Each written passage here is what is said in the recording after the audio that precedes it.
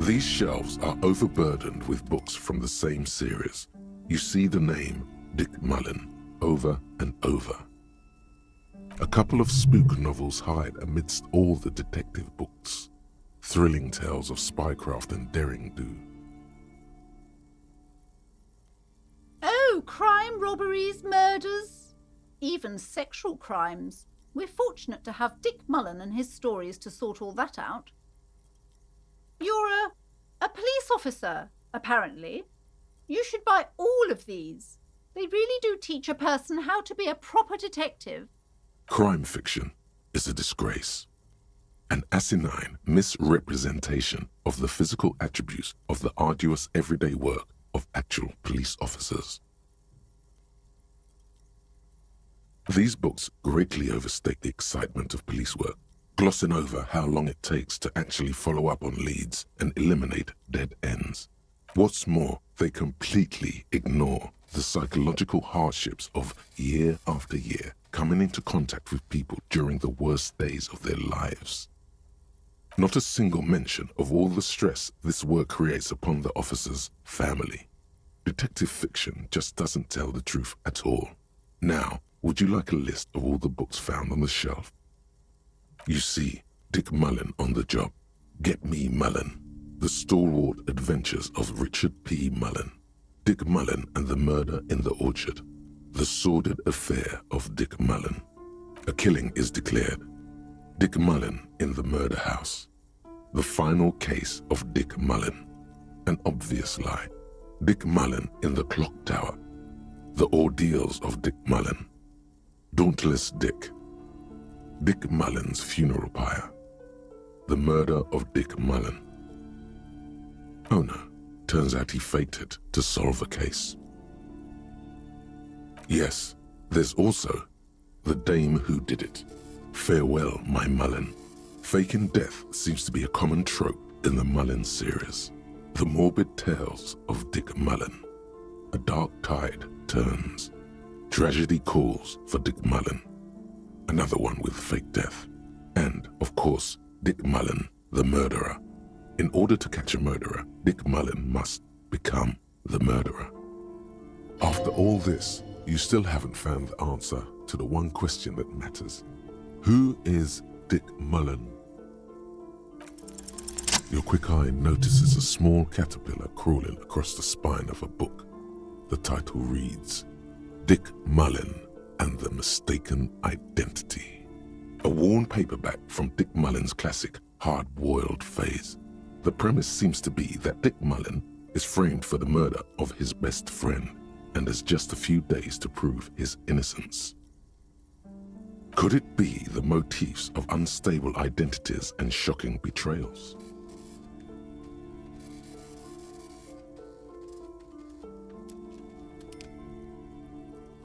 Perhaps you're drawn to the dark and noirish atmosphere. Is it because the smoking dame in the slinky red dress on the cover is giving you a hard-on? Yeah, this is the book for you. See the way she's suggestively holding that pistol? That's symbolism.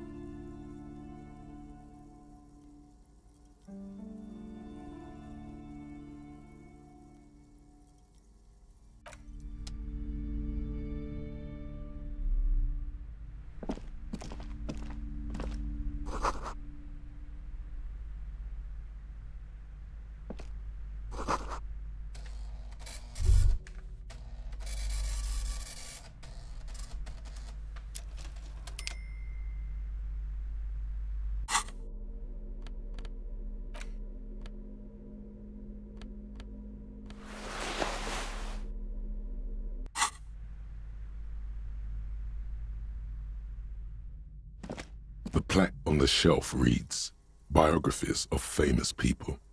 You see a large variety of names, none of which ring a bell.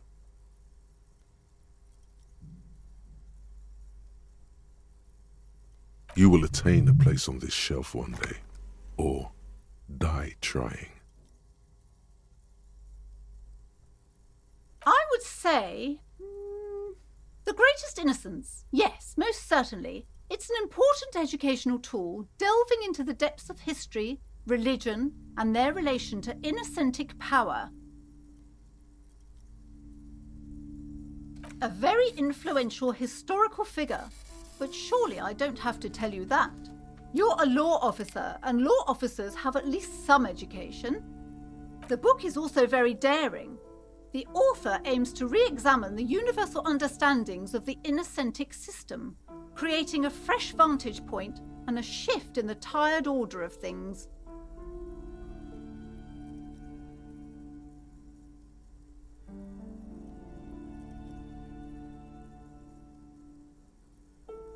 Perhaps for a layman, deep analysis is necessary to peel back the multi-layered meanings.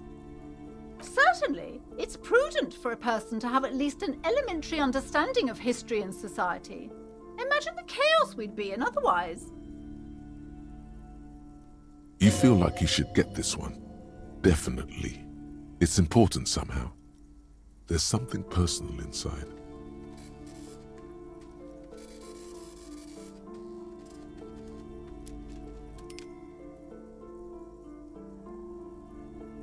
Browsing through all the books with all their names makes your head spin. None of these seem important or relevant. It's all just vapid egoism. Suddenly, a particularly odd title catches your eye. It reads, High Speed Love, the tragic true love story of Jacob Irv and Alfie Delatraz, by one Cecilia Averbrook. High Speed Love chronicles the romance between two of the finest tip-top tournée racers in history. One of them is the madcap driver, Jacob Irv. His blonde mane graces the cover. Next to Irv's life story, you see a slim biography of an Occidental rock star called the Anti-Star. He's famous for shooting morphine into one of his eyeballs and cocaine into the other. Next to that, Revacholian radio personality Guillaume Bevy stands in front of a run-down drug den. He's a permanent fixture on Channel 8, reporting on real-life crime and ruining cops' days. I really must insist you buy one of the books. Reading them is not for free. Do still browse, though, but not too long. I'm sorry, I did not mean to rush you. You are browsing. Go ahead. Take your time.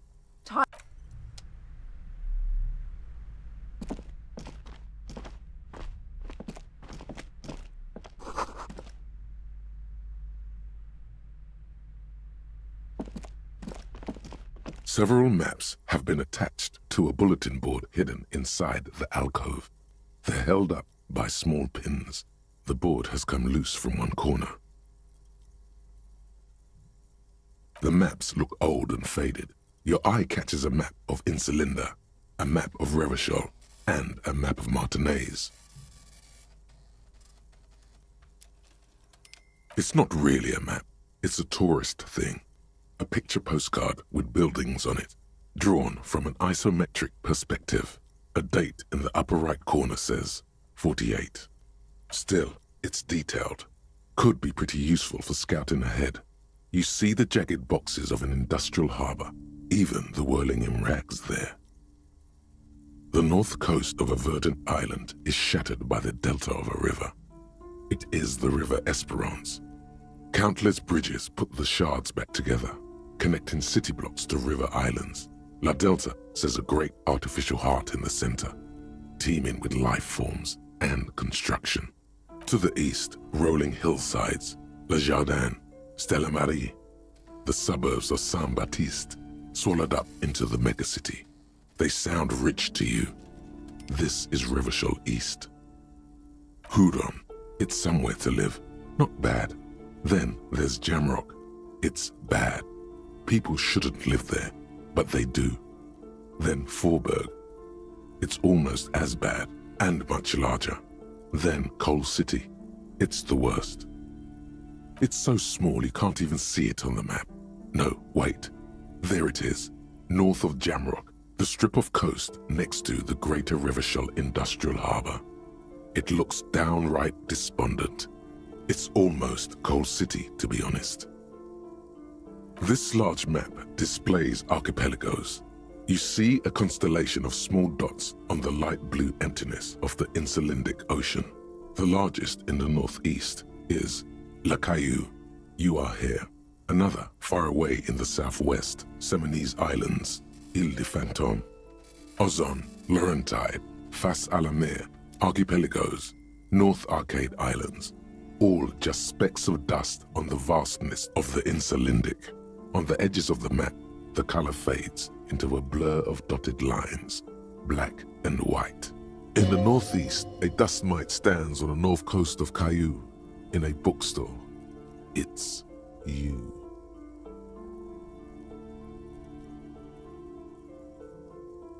You can, on Caillou, Rivershell, a single black star, on Ozon, Fondelier, and Vilmandu, on archipelagos, Croyan Moran, Villiers, on Seminine, Olduvai, and on Laurentide, Deora of the Seven Seas.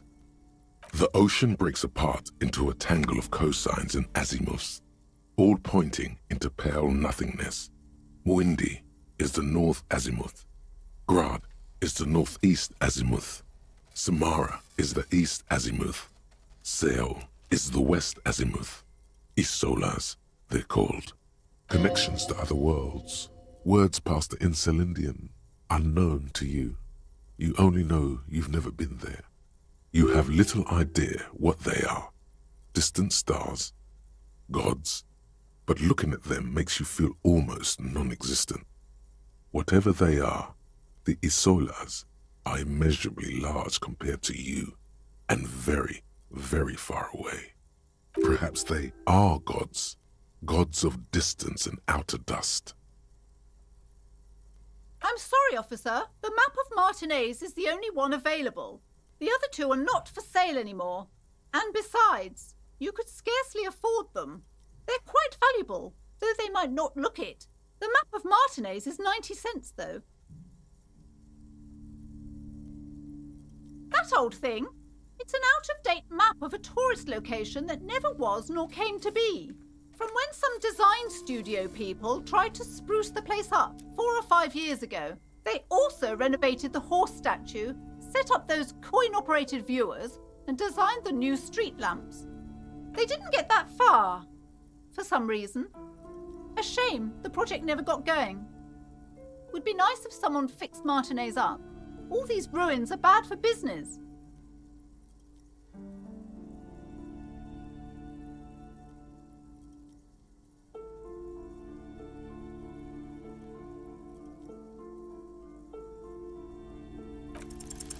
You peek at the storekeep, waiting for her to be distracted.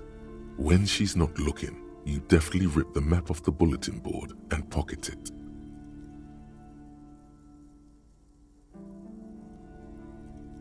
You're now the proud owner of a map of Martinez, which, to be honest, did not even cost that much.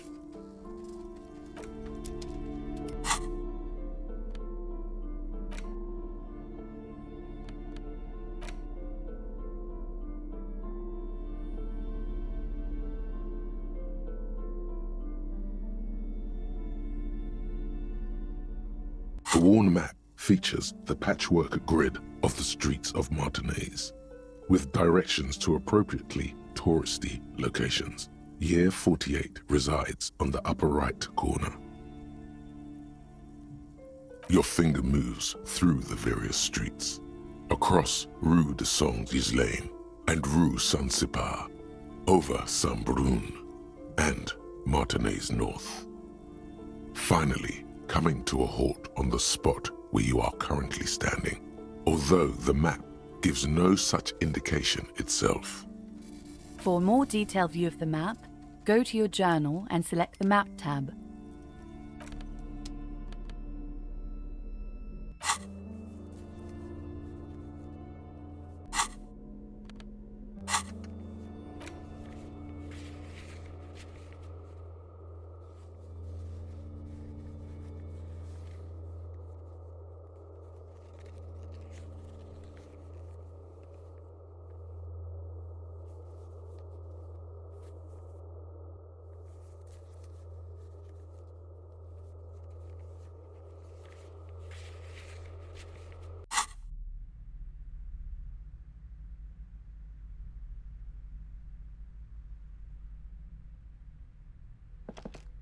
This bookstore is not strictly about crime, romance, and biographies of famous people.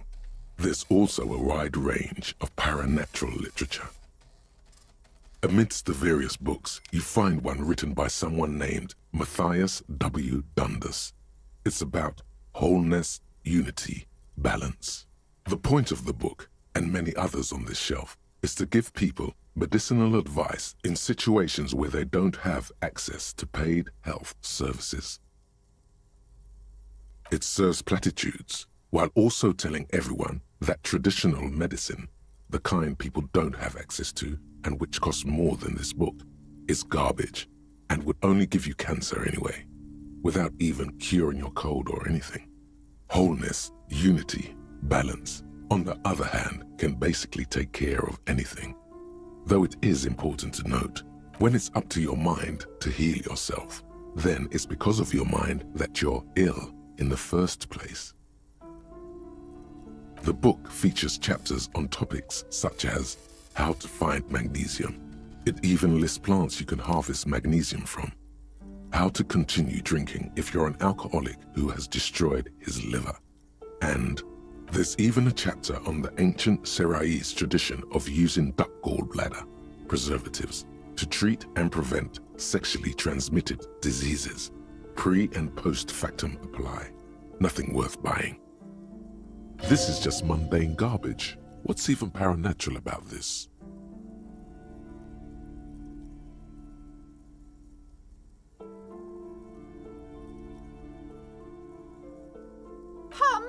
Sir, please, no browsing in that shelf.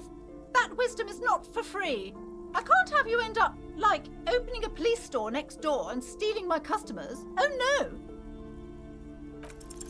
The throbbing in your head increases with every passing moment you gaze at this shelf. Suddenly, as if out of nowhere, a small green book becomes apparent. The title of it reads, Medicinal Purposes of the Pearl. The book contains very little explanation on the matter. This knowledge seems to be taken for granted. The book contains descriptions of various pseudoscientific therapies, alternative medicines, and folk remedies involving the pearl, also known as le territoire. For example, it recommends vigorously swatting one's naked body with a venik or hand broom, made from the leafy twigs of a young birch tree from the near pearl. It is supposedly invigorating and good for the circulation. It also recommends consuming distilled spirits like vodka or whiskey that have been aged in the pearl. Readers are instructed to cover these jars in a shallow hole just inside the pearl and leave them there for 30 to 60 days, depending on the potency desired. Among other benefits, it is alleged to restore a damaged liver to perfect health.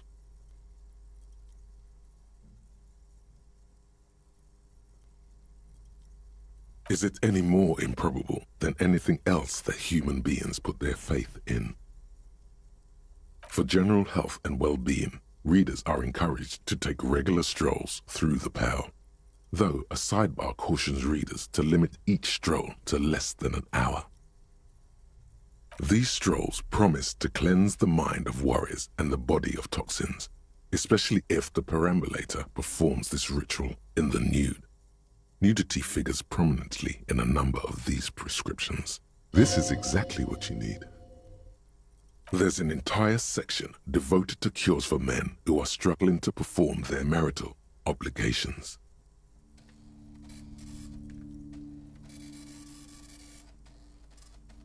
You close the book and return it to its place on the shelf.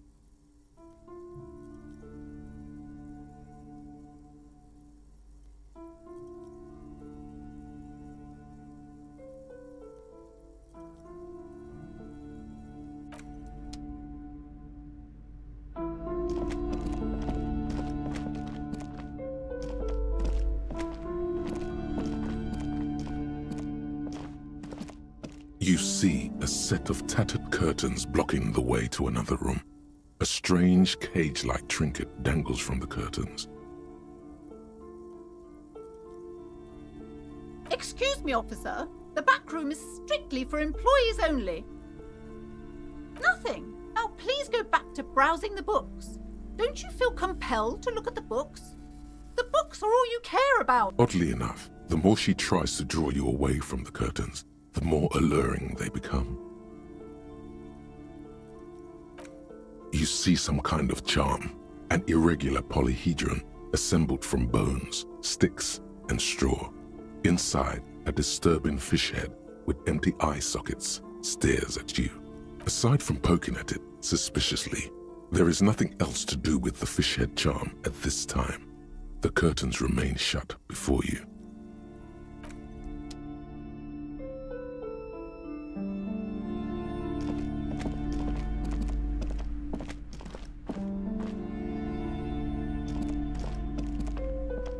Shelves full of biographies of famous people, whoever they are.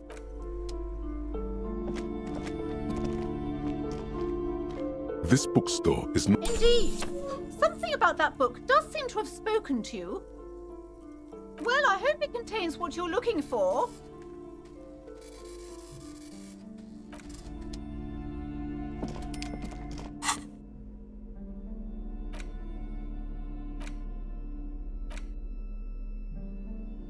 It's just a racist mug.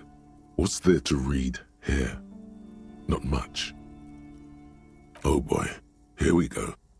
What are you going to say about a broken, tossed-away mug that you dug out of the garbage?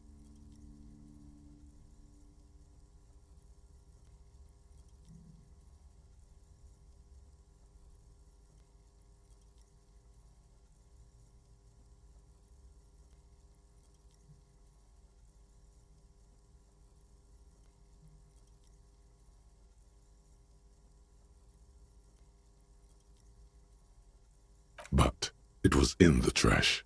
Why not just call it out when you see it? Or do some volunteering work. Just finish your case, detective.